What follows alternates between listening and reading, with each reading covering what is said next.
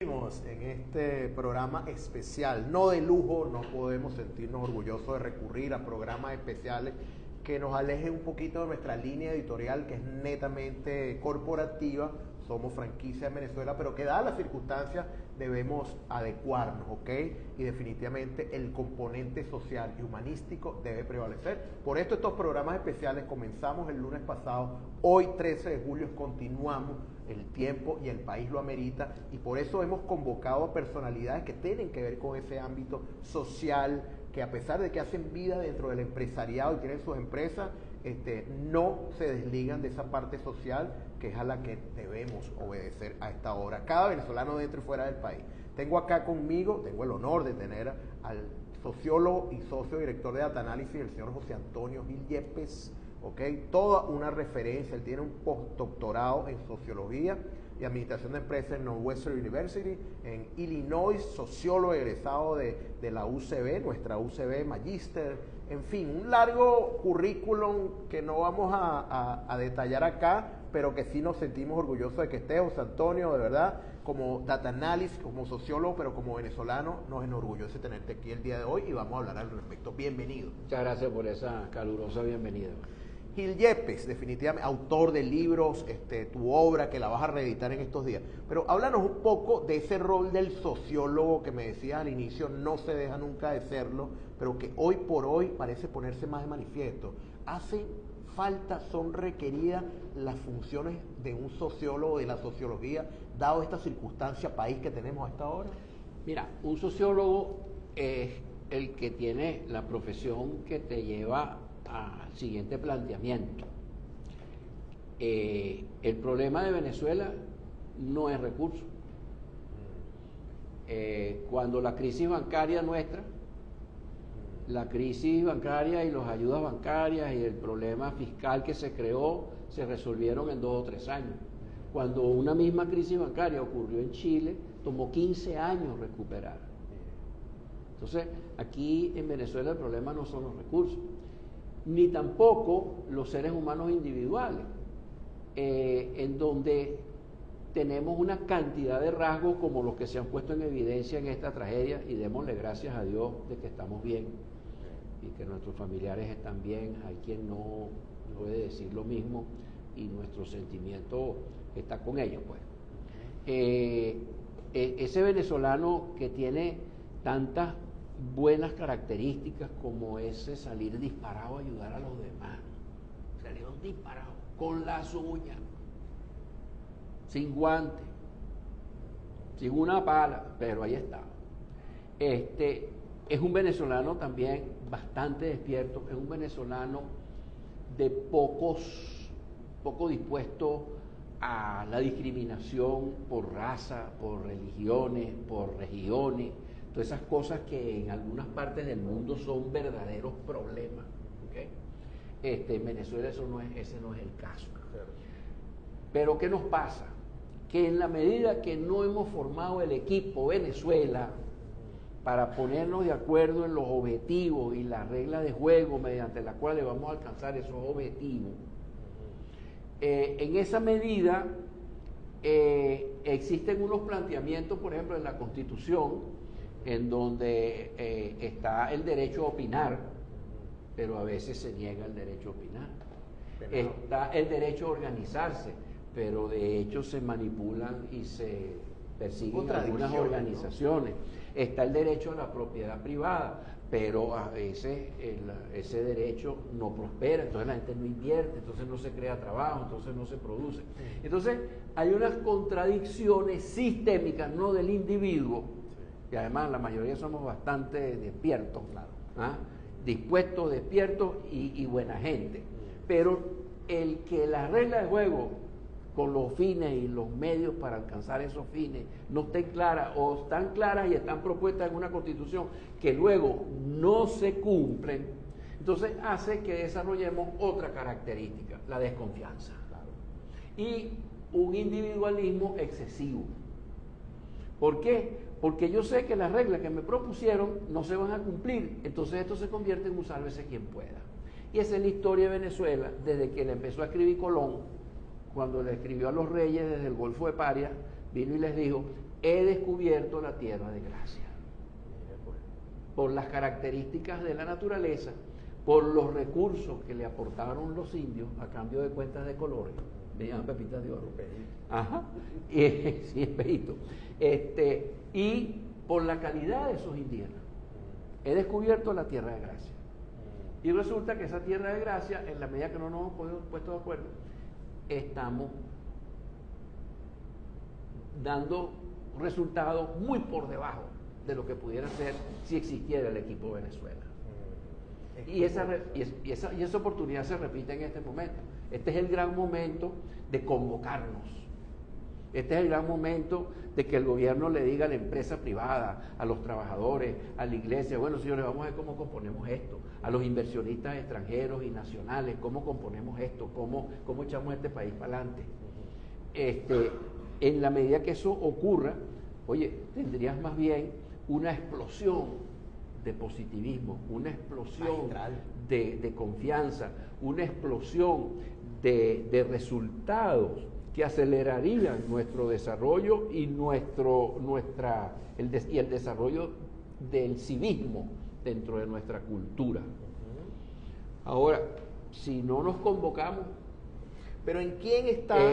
Caemos en emociones negativas. Sí, mire, lamentablemente ahí estamos, al sol de hoy, post tragedia. Mira, no ha pasado ni un mes y seguimos viviendo. Y lo peor, yo de verdad, a lo personal, soy lector ávido de todas las informaciones y todo esto, no veo un plan específico.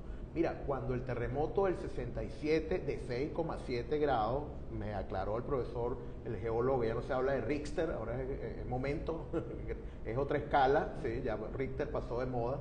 Definitivamente se convocó al ingeniero Leopoldo Sucre Figarela para que fuera el rector de esta reconstrucción post tragedia, post derrumbe, por terremoto, que repito, no fue como el de ahora.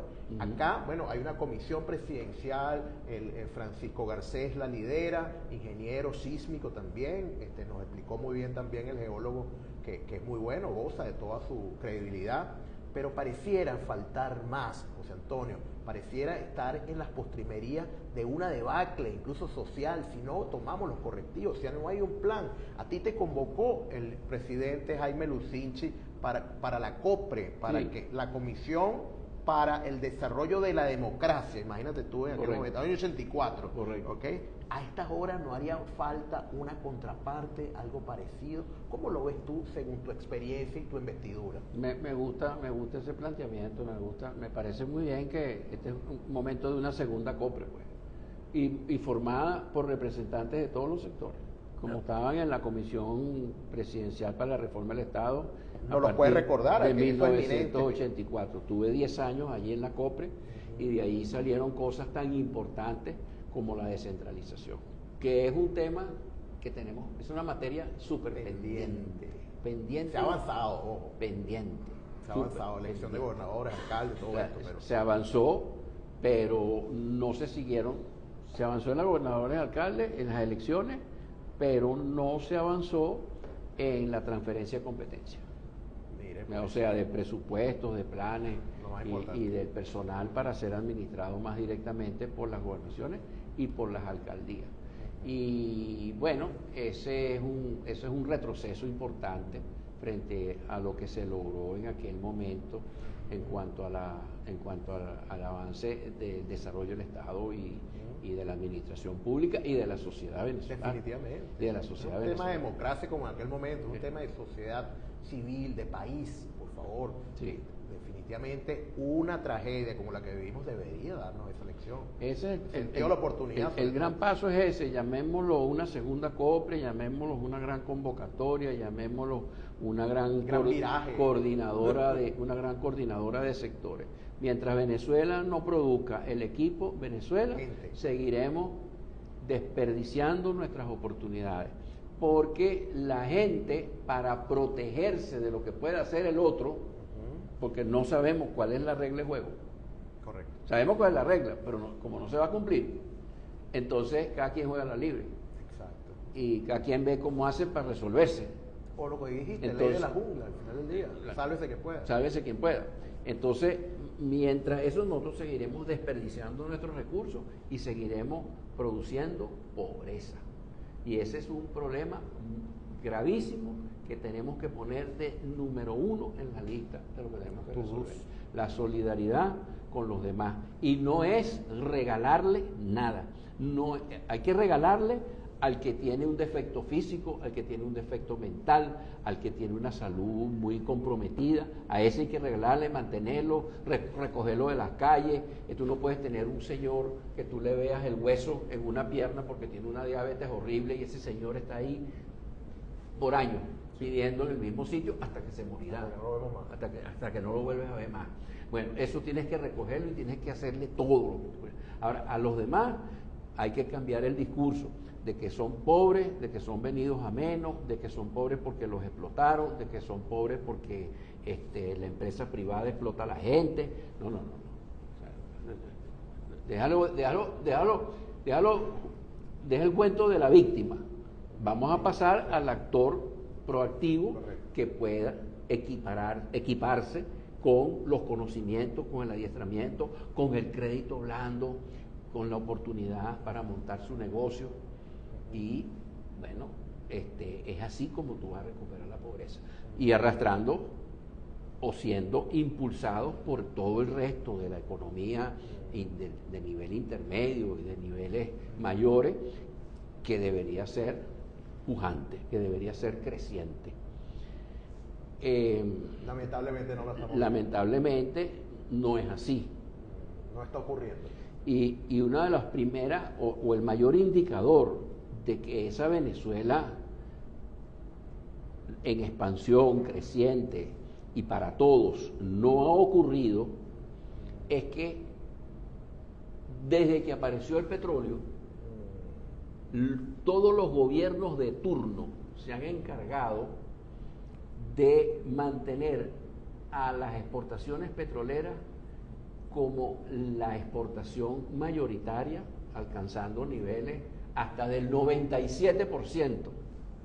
Y no ahora, en regímenes anteriores, a los que no se les criticaba tanto como a los de ahora. Pero en regímenes... Ahora, ese es un crimen contra los pobres. Y es un crimen contra la empresa privada, es un crimen contra el que tiene una propiedad, es un crimen con quien aspira a algo, es un crimen contra los muchachos. Porque si tú no tienes una economía diversificada, ¿cómo puedes tener un crecimiento estable? Bueno, ya lo decía imposible. El fundador de los Juan Pablo Pérez Alfonso, el excremento del diablo, se refiere al petróleo, precisamente haciendo... Pero él se le pasó la mano en ese título, porque la culpa no es el petróleo, la culpa es cómo lo maneje. Que tiene que ver el petróleo como lo maneja. Lo reivindicó Urlar Pietri con hay que sembrar el petróleo. Que no ha ocurrido. Hay que sembrar el petróleo. Más bien Urlar Pietri hizo un planteamiento muy sabio y este señor con el cuento del excremento del diablo lo que hizo fue confundirnos. Porque lo que hizo fue crearnos un sentido de culpa con algo que no solamente íbamos a seguir haciendo, sino que es una gran oportunidad, es una maravilla que tú tengas petróleo. Como decíamos con la crisis bancaria de Chile, resuelta en 15 años y la nuestra en 2 o 3 años. ¿Por qué? Porque tiene petróleo. Ok, entonces la culpa no es el petróleo. ¿Por qué hicieron eso? ¿Por qué concentraron desde Gómez en adelante? ¿Por qué concentraron el gasto público en las ciudades y las exportaciones en el petróleo? Porque es un mecanismo que tiene todos los políticos, todos los partidos políticos, todos los regímenes, desde Juan Vicente Gómez hasta acá, incluyendo a Dico Pey, todos esos regímenes han utilizado el petróleo y la exportación petrolera para asegurarse que el sector privado venezolano no crezca. Porque si crece en exportaciones, crece en aportes de divisas. Y el que aporte divisas tiene una cuota de poder mucho mayor que la que tiene el que depende que le den una divisa que vaya a buscar a Rescadi, a Cadini o a no sé quién. Extinto.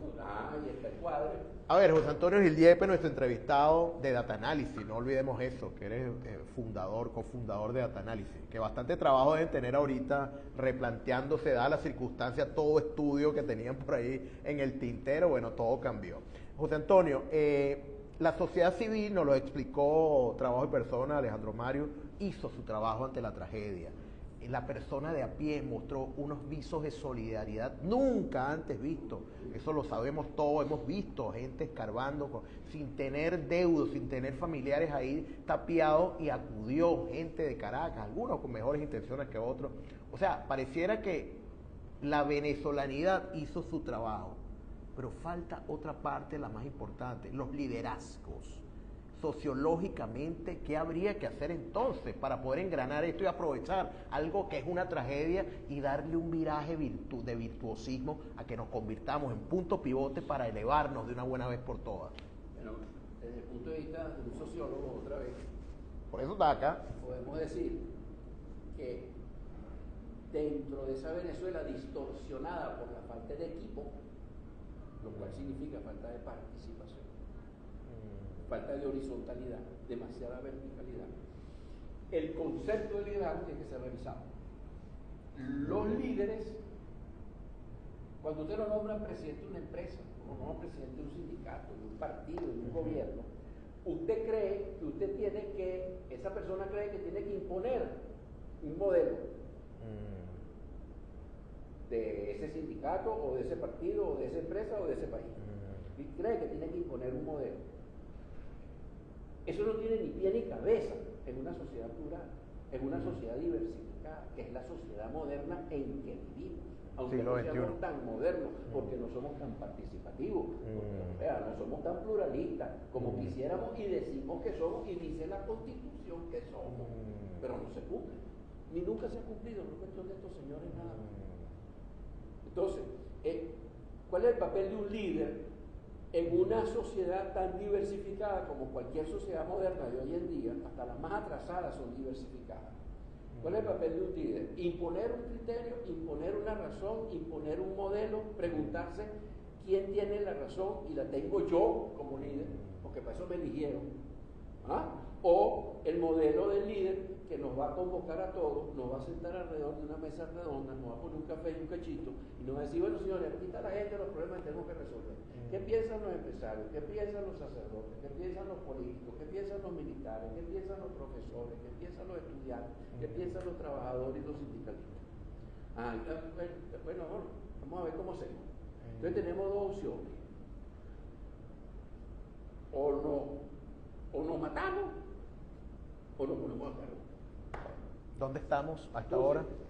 La pregunta... En el medio. Bueno, estamos en un medio mediocre, y hemos estado en un medio mediocre, en donde no nos vamos a las manos, en donde no nos agredimos necesariamente, aunque sí hay algunos ejemplos de agresiones interesantes, la verdad. en donde la hegemonía y donde el liderazgo se impone de manera inconsulta y de manera poco tolerante.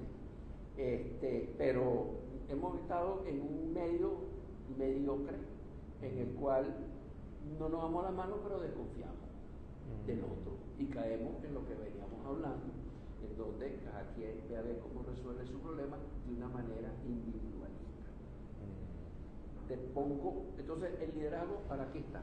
El liderazgo moderno debe ser un liderazgo que convoque. El liderazgo no que va a imponer su modelo, porque a él lo eligieron.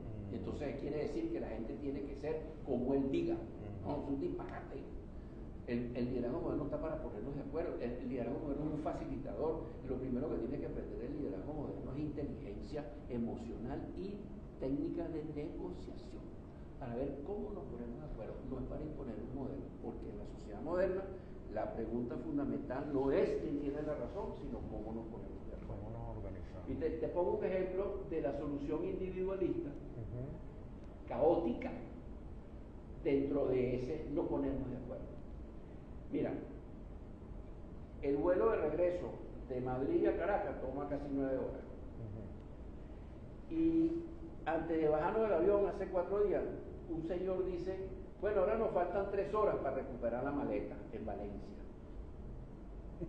en el aeropuerto de Valencia. Oye, señor, no nos dé tantas esperanzas. ¿Qué pasa? Bueno, mira, mi maleta salió en un vuelo de casi 9 horas, mi maleta salió a 1:45. y quedaba más de la mitad de los pasajeros esperando maleta. O sea que el señor dijo esa máxima de que aquí vamos a salir dentro de 3 horas. O sea, 33% del vuelo en el tiempo. Tenía razón. ¿Okay? Entonces, ¿y cuál fue el mecanismo? Bueno, Valencia, el aeropuerto de Valencia está equipado para recibir un avión con 300 y pico pasajeros. No. ¿Tenía que estar equipado? No. ¿La cinta transportadora era una gran cinta transportadora? No. ¿Era pequeña? Sí. Ajá. ¿Y la otra cinta transportadora estaba funcionando? Bueno, no. Debería haber estado funcionando. Ahí hay un problema sistémico. Técnico. Ahora, ¿dónde está el problema humano? El problema humano está en que había un solo camioncito que traía más o menos 20 maletas de por allá. viaje, pero cada pasajero de esos trae una maleta de 30 kilos. 33. De 23 kilos. De 23 kilos. Depende por la aerolínea que te hayas venido. Ok, te doy 300 maletas. Entonces, más o menos cada 5 minutos aparecían 20 maletas. O ponle 3 minutos algunos, 5 el otro, 3 el otro, 2 el otro, pero aparecían como 20 maletas. Ok, ¿eso es necesario? No, porque te puedo poner 2 camiones. ¿Ok? O 3. Oye, después, entonces empezaron a pasar las maletas y vino un señor con un chaleco que supuestamente representaba al aeropuerto de Valencia y dejó que todo el mundo se aglomerara alrededor de una cinta, todo, o sea, estamos hablando de 300 pasajeros, que se aglomeraran alrededor de una cinta que no tenía 10 metros de largo, de ida y 10 metros de vuelta. O sea, que eran 300 personas. Ley de la jungla. Ok, entonces empiezan a aparecer los privilegiados en la posición que tomaron, porque esos son los que están al ladito de la correa, ¿verdad? Bueno, lo más si aparece su maleta, usted agarra su maleta, ¿ok? Pero si no aparece su maleta, usted se No, queda y ahí salen facetas humanas, el más agresivo, el más dominante. Bueno, entonces después este señor que había dejado que eso ocurriera, viene y le dice a otro que está del otro lado, ya cuando ya las maletas terminan el recorrido y van a volver a empezar, le dice que empiece a bajar las maletas de aquel lado para que las ponga en una esquina de las paredes en donde nadie veía la maleta. Entonces yo le digo al señor, mire señor, ¿será que pudiéramos mandar retirar a todo el mundo? Y en vez de sacar la maleta al final de la correa, la saca por la mitad cuando llega al pico más cercano a la gente. Y empezamos a bajar las maletas y bueno, aquí va a tener mucho más exposición, mucho más gente viendo cuál es la maleta que salió y se la vamos a pasar. Inclusive hasta los mismos pasajeros vamos a ayudar a que se la pasen para un lado, que se la pasen para la izquierda, que la pasen para la derecha. Bueno, el señor se me quedó viendo. No te entendió. No entendió nada. El señor no entendió nada. Entonces, el problema de Venezuela son las reglas de juego. Definitivamente. El problema de Venezuela es que no hay equipo. No rule, no regla. Entonces, eso era la selva venezolana. Claro. ¿Okay? Primitivismo. Sin que tampoco se hubiera visto ninguna conducta agresiva ni nada de esas cosas. Qué bueno. Esa era la selva venezolana, en donde cada quien estaba viendo a ver cómo resuelve. Eso sí, si yo cojo la ventaja de estar bajo la correa, de ahí no me saca nada. A golpes. Si tienes que liarte a golpes. Cuando yo me fui a una hora, no hubo violencia, no hubo grito, no hubo nada. Pero cuando yo me fui a 1:45, ahí había gente al lado de la correa esperando en su maleta. Muy buen símil y resume la descoordinación que nos abruma. Y cualquier coincidencia con lo que ocurrió en La Guaira es mera casualidad. ¿Okay? La descoordinación definitivamente pareciera prevalecer. Fue en el aeropuerto de Valencia. Por eso, de manera circunstancial también.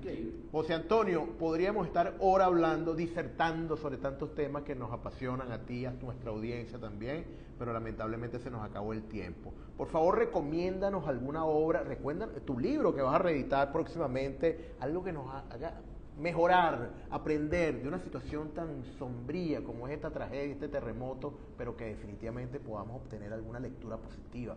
Recomiéndanos algo que nos cultive para tratar de alivianar esta tragedia que pareciera, según tu descripción, no tener fin. Bueno, mira, aparte estoy reeditando el reto de la serie, que sigue siendo el mismo, ponernos de acuerdo. Publicado en el año 78 y seguimos en la misma. Ya está vigente, más que nunca. Está más vigente que nunca. Puede ser que conveniente que nos releamos el catecismo en aquellos aspectos, sí, el catecismo católico, en aquellos aspectos. Volver al catecismo. Ocúpate de tu vecino. No hay fuente de satisfacción más grande en el ser humano que ocuparse de los demás. Tal cual. Tienes más satisfacción de ocuparte de alguien que de ti mismo.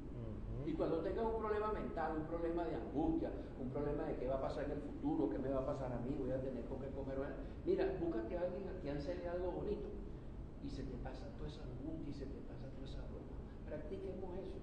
El prójimo. Léanse el catecismo, ocuparnos del Muy prójimo. bien. A leer el catecismo. Y no es tanto, como lo dijo Cristo, hacerle al prójimo lo que tú quieres que te hagan a ti, ¿no? Porque es que el prójimo es diferente. No somos todos iguales. Cuando Cristo habló, eran todos iguales. Ahora no somos todos iguales, somos muy diferentes. Entonces, ¿qué será lo que él necesita para que yo lo medio trate de apoyar, para que lo consiga?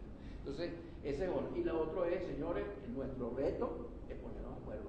Nuestro reto es que nos convoquemos, nuestro reto es que nos respetemos, nuestro reto es que vivamos de manera complementaria con nuestras diferencias, que si las ponemos a interdepender unas con otras, nos haremos mucho más fuertes. Venezuela no tiene problemas de recursos, Venezuela el problema no es que la producción petrolera bajó de 3 millones a 1 millón, ese no es el problema, eso se recupera rapidito en este país. El problema es que nosotros tenemos que conformar una sociedad que acepte el reto de ponerse de acuerdo y complementarse unos a otros entre los diferentes sectores públicos y privados. Y lamentablemente esta tragedia coadyuve a que eso termine de ocurrir. Yo creo que no nos queda otra. Si no lo hacemos, definitivamente perderemos una hora, un momento preciosísimo que es esta hora. Porque no necesitamos más. Lamentablemente. José Antonio, se nos acabó el tiempo. Muchísimas gracias por estar con nosotros de Data Análisis. En otro momento hablaremos de los estudios que ustedes muy bien llevan adelante, pero con esto despedimos este magistral programa del día de hoy. No nos enorgullece, es producto de la tragedia que tenemos que reinventarnos nuestra línea editorial hacia lo social, lo espiritual, lo social. Definitivamente el sacerdote que estuvo con nosotros hoy, el monseñor, nos ayudó muchísimo, el ingeniero geólogo también, el activista social, sí señor, antes de ti, y ahora un sociólogo por carta cabal que tuvimos, que es el señor Antonio Villepe. Señores, con esto nos despedimos. Gracias por estar con nosotros desde acá, NES, nuestro coworking, donde damos las gracias. Somos Franquicias Venezuela, producción Storytelling Pedro Pablo Carreño, asistencia a producción Charín Mogollón, diseño gráfico Constanza Gamarra, en la producción quien les habló, @Argenis Carpio, y llegamos a ustedes gracias a Franquicias Venezuela. Tenemos InfoPost, software de postventa basado en la nube, diseñado para automatizar negocios minorista, transformando negocios. Tenemos también a la gente de Más que Seguridad, seguridad informática, asesoría de acompañamiento tecnológico integral, infraestructura de hardware, licenciamiento de software, soluciones de software libre y de cloud. Nuestro amigo Rafael Núñez lo lidera, buen amigo. Y de Crow, firma internacional de auditoría, consultoría, outsourcing, asesoría legal y tributaria, decisiones inteligentes, valor duradero. Franquicia de Venezuela, somos Expansión. Nos vemos exactamente el próximo lunes. Muchísimas gracias.